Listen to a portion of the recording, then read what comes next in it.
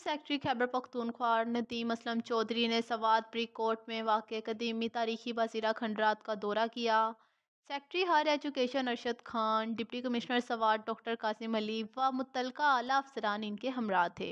Deputy commissioner Swat doctor Qasim Ali Khan ने chief secretary Khyber Pakhtunkhwa को बाज़ीरा के मुकाम पर जारी आसार कदीमा की खुदाई और तहकीकी सरगर्मियों पर तफसीली ब्रीफिंग दी।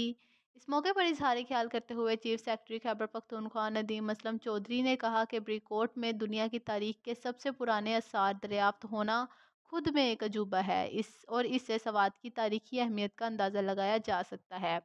सूबाई और मरकज़ी हुकूमत ने सियाहत के फ़रोग के लिए जो ठोस और काबिल अमल इक़दाम किए हैं, इसकी वजह से दुनिया भर के सयाहों के लिए दोबारा पाकिस्तान का रुख किया है। इस तारीखी खित्ते से दुनिया भर के सयाहों को दावत देते हैं कि यहाँ आकर पुरअमन कुदरती माहौल से लुत्फ़अंदोज़ हों। सूबाई हुकूमत आसार कदीमा की हिफाजत तरजीही बुनियादों पर करके सयाहों को बेहतर सहूलियत फ़राहम करने के लिए पुरज़्म है।